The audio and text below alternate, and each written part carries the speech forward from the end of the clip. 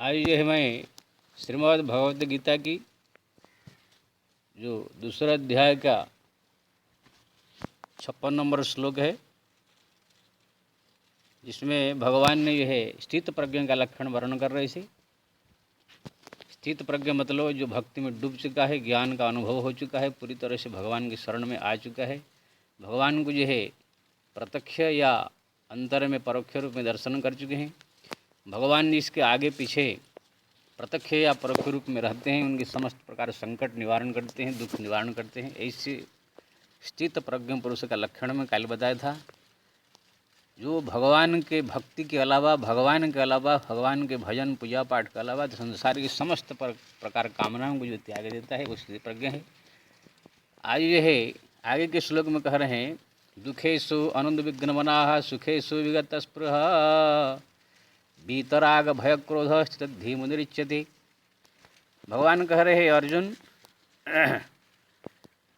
जो दुखेषु आनंद विघ्नमना, किसी प्रकार भयंकर से भयंकर दुख भी आ जाए तो भी उद्विग्न नहीं होता है। बड़ा सा बड़ा सुख आ जाए तो भी उत्फुल्लित तो होकर के अहंकारी नहीं हो जाता है, या आनंद मगन होकर के पूरा मोह माया में ग्रसित नहीं हो जाता है। अब दोनों पर इसमें विवेक रखता है। वो जानता है कि ये दुख भी एक दिन समाप्त हो जाएगा, सुख भी एक दिन समाप्त हो जाएगा, सो अनित्य है। वीतराग भय क्रोध, भय राग यानी अत्यंत ममता और क्रोध को जो त्याग कर चुका है वो स्थित प्रज्ञ पुरुष है। अब एक एक करके मैं बता रहा हूँ। दुखेषु आनंद विघ्नमना, यानी कितना भयंकर दुख भी आ जाए तो स्थित प्रज्ञ पुरुष दुखी नहीं होता है। क्योंकि ना सबसे पहले तो वो जानता है कि ये जो दुख जो है ये सब जो है मन को होता है। शरीर में किस प्रकार की अगर तकलीफ परेशानी आ जाए और जीवन में कोई संकट मुसीबत आ जाए, मन उसके बारे में सोच करके दुखी होता है। अगर शरीर में मान लीजिए कोई दुख आ गया, वो जानता है कि शरीर जो है नाशवान है, एक दिन समाप्त हो जाएगा, और जो दुख भी आया है ये भी कोई चिरस्थायी नहीं है, वो भी एक दिन समाप्त हो जाएगा। और संसार में हर एक वस्तु को नाशवान और क्षणस्थायी समझता है, इसीलिए चाहे नुकसान हो जाए, चाहे किसी प्रकार की परेशानी आ जाए, तो जानता है कि ये जो है नाशवान है, एक दिन समाप्त हो जाएगा, इसलिए वो सोच करके दुखी नहीं होता है।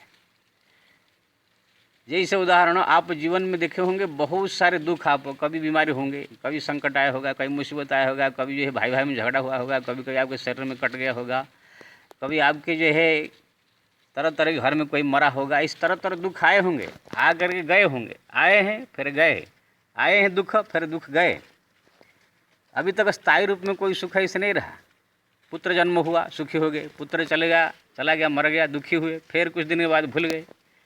ऐसे ही समय लोगों को, महिलाओं को देखा हूँ जो कि युवावस्था में ही विधवा प्राप्त हो गई, विवाह समय तो बड़ा उत्फुल्लित हुए, युवावस्था में जब दुख प्राप्त हो गया तब जो है रोते रोते 6 महीने तक रोते रोते परेशान हो गए, लेकिन 6 महीने के बाद फिर हंसते खेलते उनको दिखाई दिए। कोई बड़े बड़े बीमारी से ग्रसित हुए, बड़ा दुखी हुए, फिर जब उनका इलाज बढ़िया से हुआ 6 महीना 1 साल के बाद, फिर जो है वो परम सुख प्राप्त हो गए। ऐसे जीवन में बहुत सारे दुख सुख, बहुत सारे जो है संकट मुसीबत आया है और गया है, ये सब अनित्य है, नाशवान है, इसका कोई ठिकाना नहीं है। अगर मान लीजिए कोई दुख सुख आ गया, वो जीवन पर्यंत रह गया, चल गया नहीं, तो भी ये शरीर जब छूट जाता है अपने आप ही वो समाप्त हो जाता है। और शरीर जब छूट जाती है तो आत्मा अजर अमर है, फिर दूसरे शरीर धारण कर लेता है। इसलिए ऐसे सोच करके ज्ञानी जो है, भक्त जो है, दुखी सुखी नहीं होता है। अब सबसे बड़ा चीज़ ये है, व्यक्ति कोई वस्तु को जब महत्व देता है तब उसके नुकसान होने से दुखी होता है या उसके प्राप्त होने से सुखी होता है। ये संसार के कोई भी वस्तु, कोई भी परिस्थिति को जो है चित्त प्रज्ञ ज्ञानी लोग को जो है वो महत्व नहीं देते हैं। वो जानते हैं सब थोड़ा दिन का है, क्षण भंगुर नाश हो जाएगा। पुत्र जन्म हुआ है, उसको जानते हैं कि ये भी कुछ दिन जिंदा रहेगा, मर फिर चले जाएगा, कुछ बीच में कुछ भी हो सकता है, कितने आए कितने गए, ऐसे सोच करके उसको एक प्राप्त हुआ है, कब चला जाएगा कोई ठिकाना नहीं, ये सोच करके उसको निष्प्रह रहता है।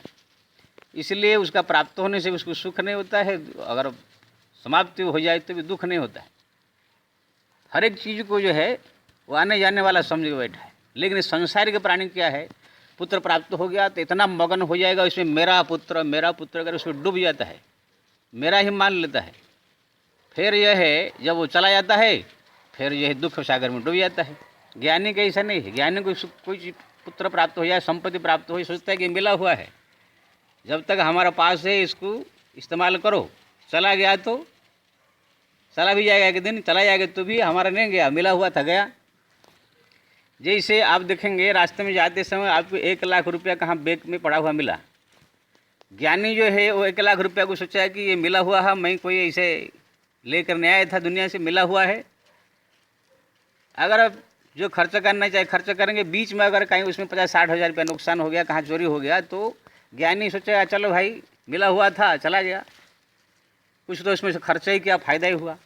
लेकिन संसारिक आदमी जो है वो 1 लाख रुपया को अपना मान कर बैठ जाएगा, मेरा है ये। जब 6 महीने के बाद उसमें से 50,000 रुपया चोरी हो जाएगा और मेरा 50,000 रुपया चोरी हो गया, सोच कर दुखी हो जाएगा।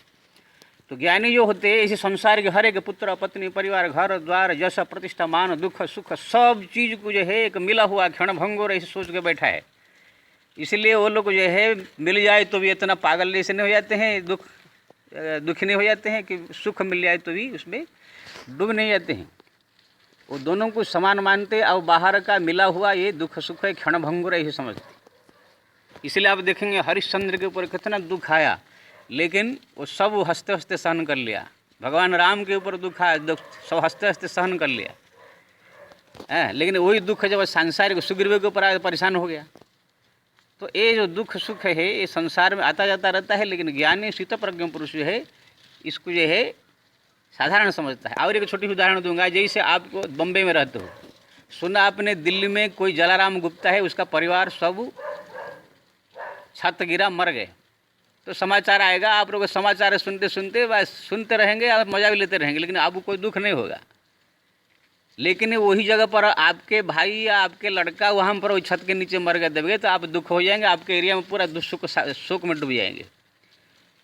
ऐसे क्यों हुआ? क्योंकि ना जो जलाराम गुप्ता था वो आपके रिश्ते में नहीं लग रहा था, उससे आपका कोई ममता नहीं है, उससे कोई आपको मतलब नहीं है, कोई उसका आपको मोह नहीं है, कोई उसमें आपको लगन नहीं है। इसलिए उसका समाचार सुन करके हंसते हंसते आपने समय बिता दिया।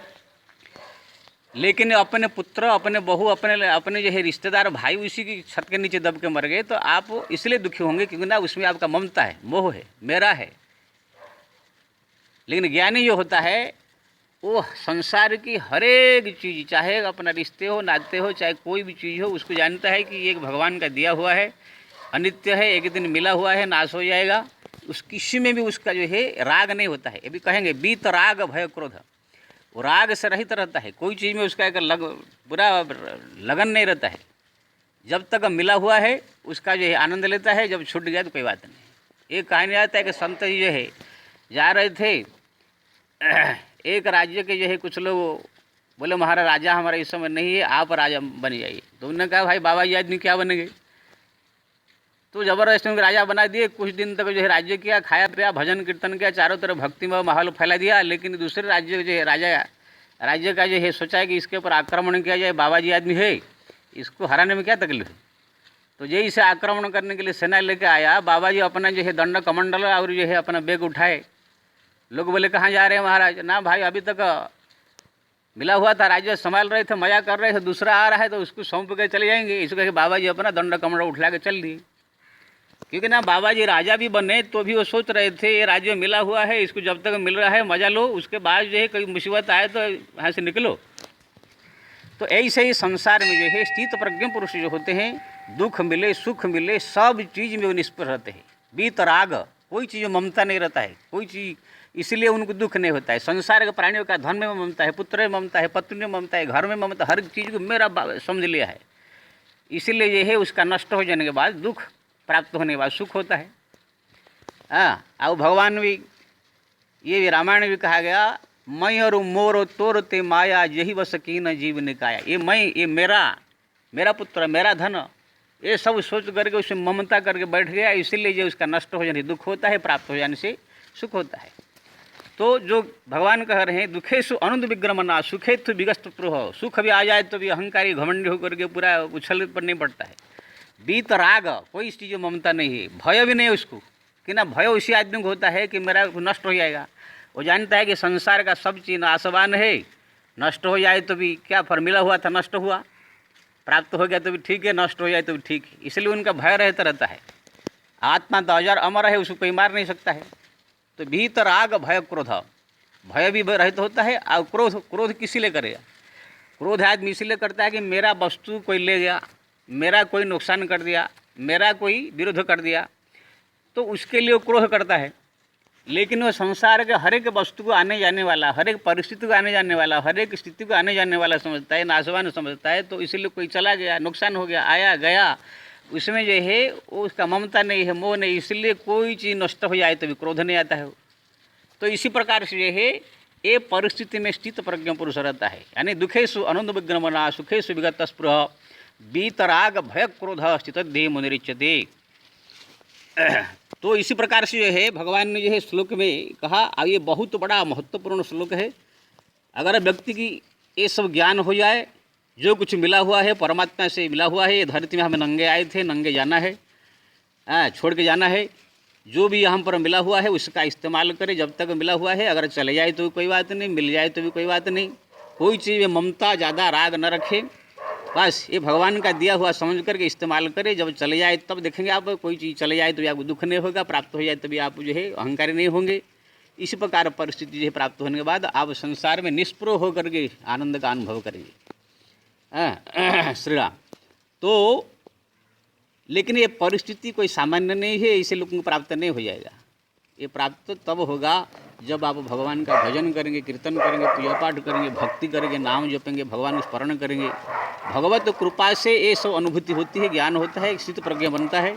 इसलिए ठीक है, ये कहा गया इसी स्थिति को प्राप्त करने के लिए भगवान से प्रार्थना करें, भगवान का नाम ले, भगवान का स्मरण करें, भगवान का चिंतन करें और उनको जो है रात दिन स्मरण करें, प्रभु ये मेरे को जो है स्थिति प्राप्त हो जाए, ये मेरे को भी ये संसार का सब चीज़ से निष्प्रहता प्राप्त हो जाए, अनुराग कहीं ना हो, कहीं राग ना हो, सब चीज़ आपका ही मैं समझ करके मेरा कुछ नहीं समझूँ, आपका ही समझूँ, जो मिला हुआ आपका दिया हुआ, जो चला गया तो आप ही ले गए, आपका ही सब कुछ समझ करके निष्प्रह रूप में रह कर आनंद लूँ, ये मेरे को ज्ञान जो है प्राप्त हो जाए। प्रभु ये भगवान से आप प्रार्थना कीजिए, उनका नाम जपिए, उनका स्मरण किए, देखेंगे भगवत कृपा से जो ये सब स्थिति प्राप्त होती है। बाकी तो सत्संग में कहा गया है ऐसे होता है, ऐसे होता है, लेकिन सुन लेने से, पढ़ लेने से ऐसे नहीं हो जाता है। ये सब करने के लिए तपस्या चाहिए, भजन चाहिए। जैसे कोई कह दे कि IAS बनने के लिए, DM बनने के लिए ये करना होगा, ये करना होगा, ये करना होगा, इतना पढ़ाई करना पड़ेगा, इतना डिग्री हासिल करना पड़ेगा, ये करना पड़ेगा, ऐसे कोई कह दे और हम सुन ले, तो ऐसे कह देने से, सुन लेने से कोई DM नहीं बन जाएगा। DM बनने के लिए जो जो कहा गया वो सब पढ़ना पड़ेगा, लिखना पड़ेगा, सब ये करना पड़ेगा, डिग्री हासिल करना पड़ेगा, उसके लिए कोशिश करना होगा, तब DM बनेगा। ऐसे ही ये जो कहा गया कि ऐसे होता है, स्थित प्रज्ञा ऐसे होता है, स्थित प्रज्ञा ऐसे होता है, तो हम लोग खाली सुन लेंगे, हम भी स्थित प्रज्ञा हो जाएंगे, ऐसे सोच लेने से नहीं होगा। इसके लिए जो प्रोसेस है वो करना पड़ेगा। प्रोसेस इतना ही भाई मैं कहूँगा, भगवान का भजन करे, ध्यान करे, स्मरण करे, उनका चिंतन करे, नाम जपे, धाम करे, तीर्थ करे, उनको प्रार्थना करे। तो ये सब करते करते करते भगवान की कृपा होती है, भगवत कृपा से सब ये स्थिति प्राप्त होती है। इसलिए सबसे नम्र निवेदन है, ये बहुत गूढ़ ज्ञान है। संसार में लोग जो है ममता मोह में पड़ करके, माया में पड़ करके एक दूसरे को लूट कर रहा है, पाट कर रहा है, एक दूसरे को नुकसान पहुंचा रहा है। छोटी छोटी बात में झगड़ा, छोटी छोटी बात में क्रोध, छोटी सी बात में नुकसान हो जाए तो दुखी, थोड़ा सा मिल जाए तो अहंकारी हो जाता है।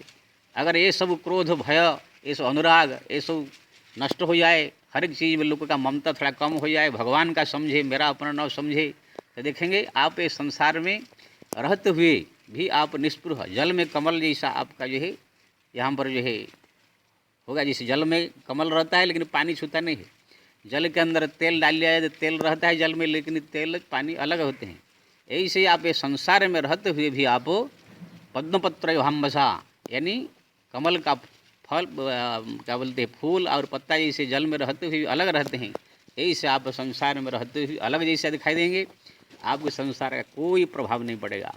तो आप परमानंद को प्राप्त संसार में ही कर लेंगे और परमात्मा का अनुभव करेंगे। बाकी मृत्यु के बाद तो भगवत धाम जाएंगे, वहाँ जाने के बाद फिर कोशिश कुछ करना नहीं पड़ेगा। तो वो धाम का महिमा ही ऐसा है, वहाँ पर पहुँचते ही वो धाम का स्पर्श होते ही आपको अपने आप ही आनंद का अनुभूति, संसार का समस्त मोह माया अपने आप समाप्त हो जाएगा, दिव्य ज्ञान अपने आप प्राप्त हो जाएगा, स्थित प्रज्ञा अपने आप प्राप्त हो जाएगी। वो धाम की महिमा। लेकिन यहाँ जब तक है तब तक हमको भजन कीर्तन करके भगवत कृपा प्राप्त करने की कोशिश करनी चाहिए और वो स्थिति प्राप्त करने की प्रयास करनी चाहिए। जय श्री राम।